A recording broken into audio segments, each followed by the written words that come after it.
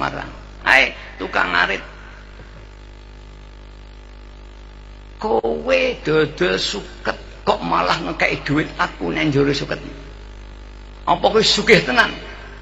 Oh, ngenyek aku. Aduh, umpat-umpat. Lek sugih ngapa kowe dodol suket? Wong kowe mek dodol suket, klambu compang-camping kok ngekei aku. Dijawab aja aku dodol suket itu hanya sekedar hobi kan nulung kowe. Aku lek gelem sugih ndak iso. Bupati Semarang, oh dapurmu tukang ngarit nyumbari aku. Kowe sugih ndak iso jare buktekno. Linyo jugil lemah dadi emas. Inilah nur iman jika telah dibuka oleh Allah, diparingi kun fayakune Allah. Langsung Bupati Semarang sujud. Sinten sampean niku? Aku Sunan Kalijaga. Langsung nangis.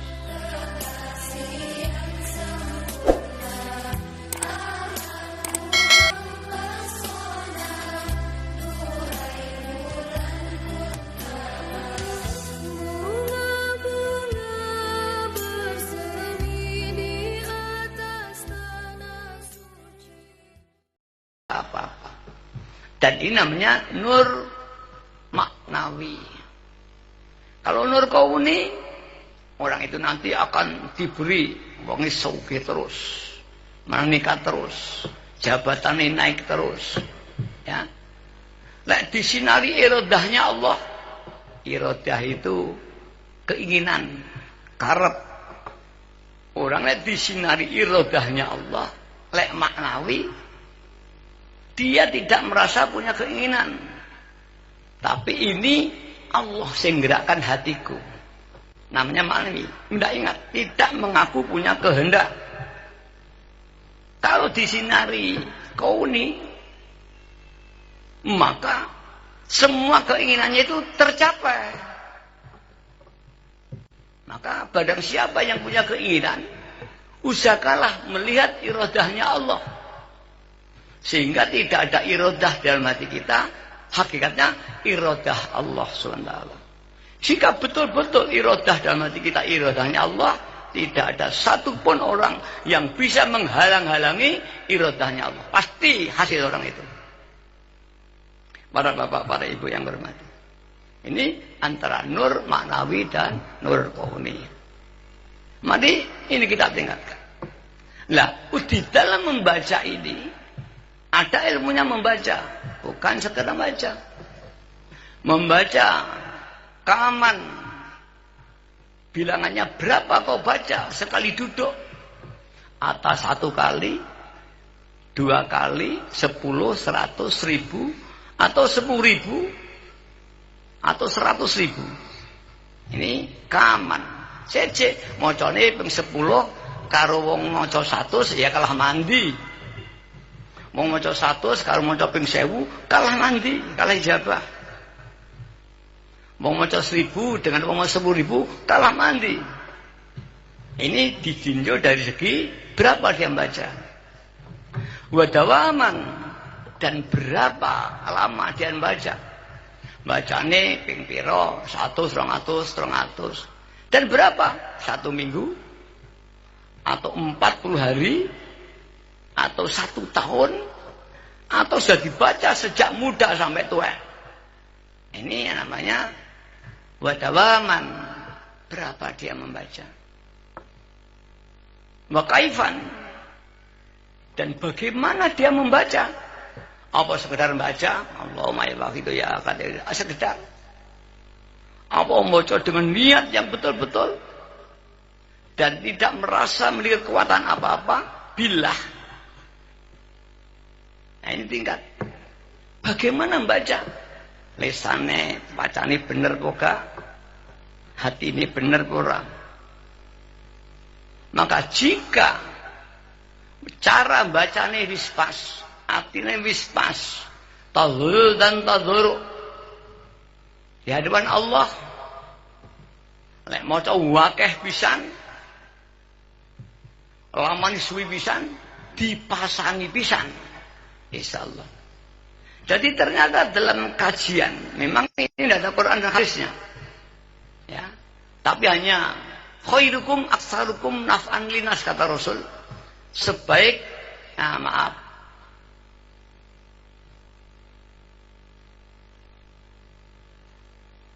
Saya lupa yang artinya. Barang siapa di antara kamu yang paling banyak membaca selawat kepadaku, dia nanti yang paling dekat kepadaku. Ukurannya banyak Rasulullah. Min kaifan, nah, tidak, ini dalam kajian lain. Berapa dia membaca? Berapa dia dibaca? Kita juga begitu, bagaimana membaca selawat Maidiyah atau selawat beraja, niatnya, hatinya. Seorang yang membaca atau beramal pada Allah, tadi katakan iqbalu Allah, menghadap kepada Allah, bisiddati zulli wal inkisar, dengan perasaan yang betul-betul merasa hina, merasa tidak punya apa-apa, dan longso sampai mencucurkan air mata. Wongnya longso terus keronto-ronto, terus nangis. Zulli wal inkisar, merasa keronto-ronto dan longso. Ma'a tabarri anil kuwah, dan dia sudah merasa tidak punya kemampuan apa-apa. Bahkan billah aslu khairin dunyawin au ukhrawin. Itulah asal kebaikan dunia dan akhirat. Disitulah akan ijabah. Wis mati-matian, lek maca bener, lek maca ping akeh pisan. Mulane Mbah Yai teng mriku dibaca sekian kali minimal. Ada kata minimal, berarti lebih boleh. Tapi tidak dianjurkan Mbah Yai, karena kekuatan orang satu dengan lain tidak sama. Ini masalahnya. Tidak sama, maka minim 100 kali minimal, berarti lebih boleh. 40 hari minimal, berarti lebih baik. Nah, jika dibaca dengan cara yang bagus, longso, makmum, ikroman wa ta'ziman, mahabbah kepada Rasulullah SAW. Lek maca akeh pisan, gak mek ping 100, ping 1000, ping 10.000. Ini bilangan. Maka pernah saya, ada orang punya hajat yang sangat parah. Ya, sering hadiahkan. Datang pada saya seorang suami istri masih muda, tampan sekali. Di rumah saya dia menangis di luar, hujan sekali. Kemudian saya buka, kamu kowe sapa? Dia berkata, saya tidak bisa bahasa Jawa ya. Loh, kamu dari mana? Saya asli dari Lampung. Kemudian saya disuruh ibu saya datang pada sampean minta doa. Ada apa? Pada waktu itu dia jatuh bekerja 2 miliar. Untuk remaja udah tidak mungkin. Wah, kalau gitu kamu mesti penjara. Utang itu tidak bisa. Nah, maka kamu ingin mati di penjara atau mati tirakat? Dah, saya tak tirakat Yai. Saya suruh baca ya Sayyidi ya Rasulullah. Biasanya kalau nyuruh saya 10.000, 11.000 sama Yai. Coba baca 60.000 kamu. Ngebleng betul. Ya, dibaca betul. Dia tidak keluar. Mempong dengan suami istri. 60.000 lagi. Leren ganti dari mempong lagi. Entah 60.000 itu berapa hari, 1 minggu atau tidak. Kemudian satu saat datang. Nah, ketika datang pertama itu dia dalam keadaan hamil. Kemudian datang lagi di muka pintu saya. Dan tidak dodok-dodok, tidak uluk salam, hanya menangis. Ya, kalau datang hanya menangis, baca Fatihah pada saya. Saya buka, apa kamu? Kok menangis? Belum hasil. Sudah ya. Mama kok masih menangis? Katanya punya utang. Kemudian saya suruh mempeng dan sudah berhasil. Kok masih nangis? Saya nangis bahagia ya. Saya rasa syukur oleh Allah. di mana utang tidak mungkin saya bisa menyaur. Allah memberi kekuasaannya. Ada orang menolong sehingga saya bisa bekerja. Dia kerjanya penjual karcis tiket pesawat. Kemudian dipercaya lagi oleh maskapai penerbangan tanpa ada jaminan. Dan akhirnya dia bisa menjual dan bisa mengembalikan uang yang 2 miliar. Saya bahagia karena saya bisa nyaur. Nah ini kaman wis wong utange akeh, mesti nrongso nangis. Susah lek dicekel polisi piye. Terus nangis. Wedi takut, enak mek takut tok. Wis macane tenanan nangis. Wah, kaman macane 20.000. Wadawaman, dan ini berapa hari dia membaca. Akhirnya diijabahi. Itulah contoh untuk membaca. Jadi tidak sekedar dibaca dengan sungguh, maka tingkatnya tidak sama. Nur yang datang pun tidak sama. Yang satu nurnya besar, yang satu nurnya kecil. Kalau orang sudah disinari nur ilahiyah, mesti dia akan teringat Allah. Allah zat yang kuasa. Dia pasti billah. Kemudian hatinya makin bening, mudah merasa dosa. Dosa-dosa yang dia lakukan akan tampak di muka. Tidak bisa digua, tampak. Dan timbul rasa takut. Ada orang itu kayak dengan dosa, ini enggak ada rasa takut. Orang itu tidak dapat hidayah Allah. Tapi ada dia teringat dosanya dan bergetarlah tadi. Orang yang imannya tinggi baru disebut asma Allah, bergetar hatinya. Apalagi melihat dosanya, bergetar, menangis. Haru. Dia susah menangis. Dia berhasil menangis. Tadi. Dia susah menangis karena punya hutang 2 miliar. Dan ketika dia berhasil, dia menangis. Tapi tangis bahagia. Para jantut yang hormati, mari kita lihat. Apakah kita ini sudah ada nur dalam hati kita? Pernahkah kita merasa dosa di hadapan Allah? Kemudian hati kita bergetar. Nggak sadar air mata keluar tanpa kita sadari. Orang kalau susah betul, didayoi, dia perembeng mata. Nggak bisa dikuasai, jangan keluar, nggak bisa. Karena itu dari dalam. Begitu aja karena utang, ngomong menangis, mengungkapnya dus ndiai, utang saya banyak, ini menangis. Sudah, kadang-kadang tamu saya nangis gitu. Tolong diem, jangan menangis, sampaikan pada saya. Ini sering saya nangis, udah nangis terus. Bahkan tadi ada yang semaput tadi, salaman dengan saya, langsung dia jatuh. Terus jadi diangkat. Itu rohani, menangis. Begitupun pula ketika Allah memberi ijabah, dia menangis. Bahagia. Karena ada nur ilahiyah yang ada di dalam hati.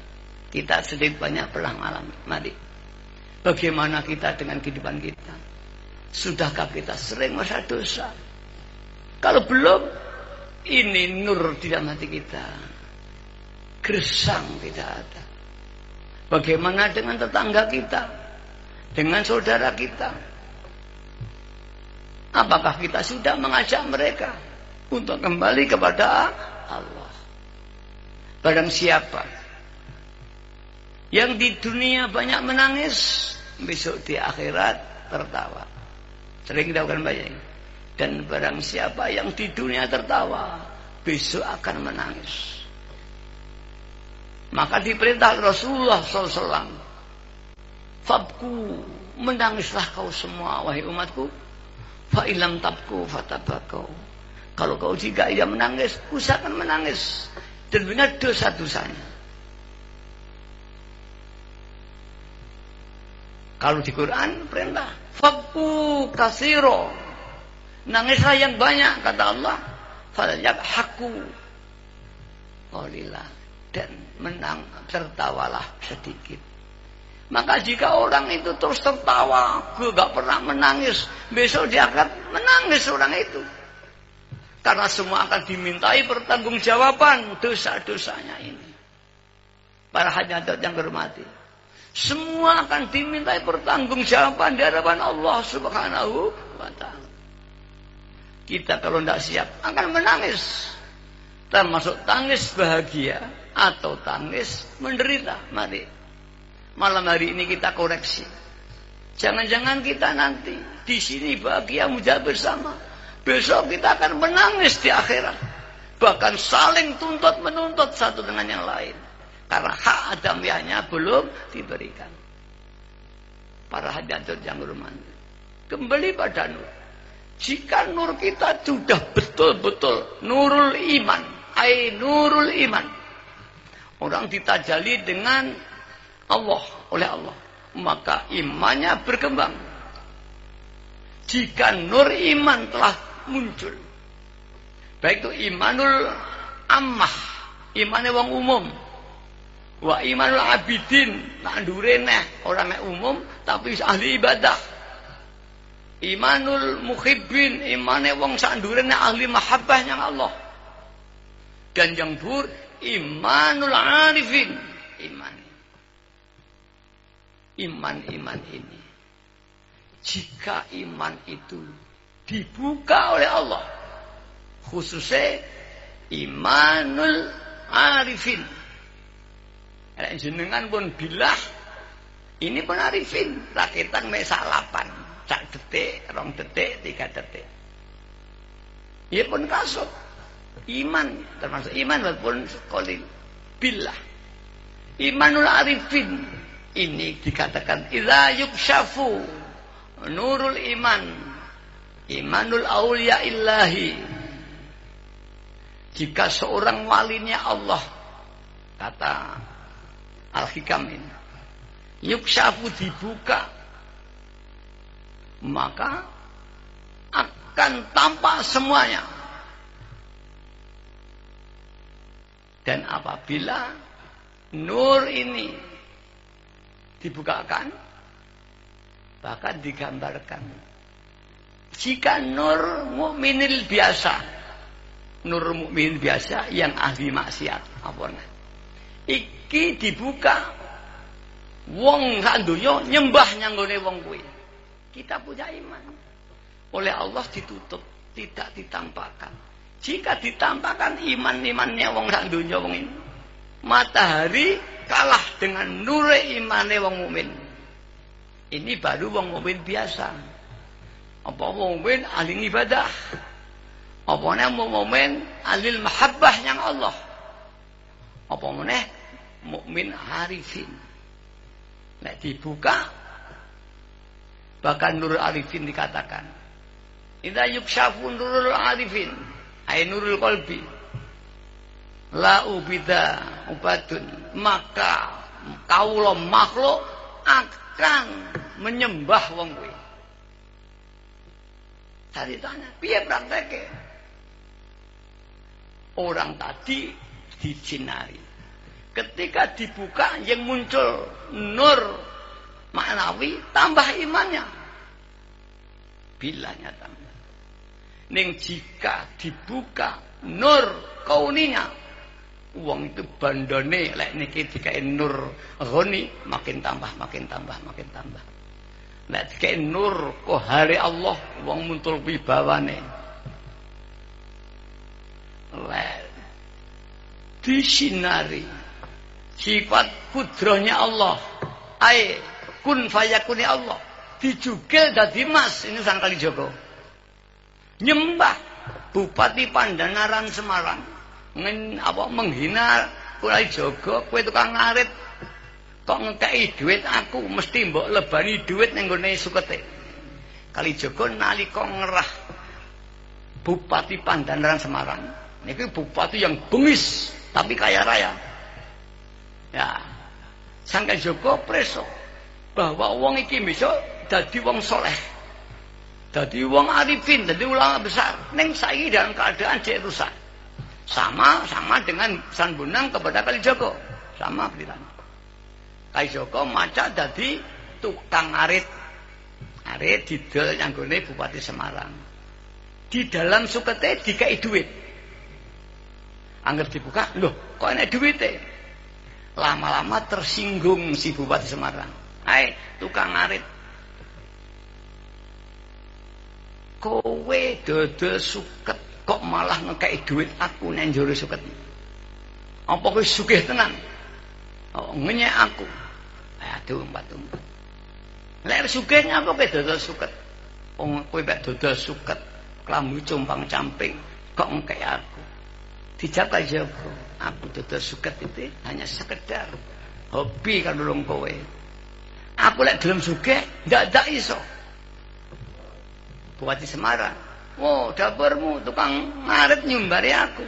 Kowe sugih ndak iso jare buktekno. Linyo, jugil lemah dadi emas. Inilah nur iman. Jika telah dibuka oleh Allah, diparingi kun fayakune Allah. Langsung Bupati Semarang sujud. Sinten sampean niku? Aku Sunan Kalijogo. Langsung nangis. Kula nyuwun ngapura njeng Sunan, ternyata sing tukang dodol suket teng omah kula niku sampean. Ya, aku pancen. Aku tugasne Allah ngelekne kowe. Wis wayahe kowe kudu tobat dan saiki bupati kekno anakmu. Kowe tak tugasne budal nyang pundi? Klaten, Bayat. Akhirnya kondang dadi Sunan Bayat. Kalijogo sama. Randa kan Kalijogo ngetut nih. Golek gong wayahe gong kena, cek nakal. Ketika sudah diparingi sumerap oleh Allah, sudah waktunya. Akhirnya direkayasa sampai akhirnya terjadi perampokan. Terus dituduhi kelo emas. Kalijogo langsung kesengsem goleki emas kolang-kaling. Tengah njimuki mikir, aku kok goblok, kok njimuki emas. Ah, goleki wonge, piye carane nggih emas? Akhire iki kok goleki. Wis aduh, terus dadi murti 8 tahun nderekne mbeguru mbene angel mbiyen. Mila paling penak ning Wahidiyah. 40 dina, mbeguru mbene angel banget. 40 tahun jo ngalih tak tinggal. Dan niku lek pun ditinggal batal. Ya ini disiplin iki. Lek ini apa itu ngalih batal. Kowe tak mongkon jo ngalih kok ngalih batal, dicoret pun. Niki wali-wali mbiyen angel kaya ngoten iki.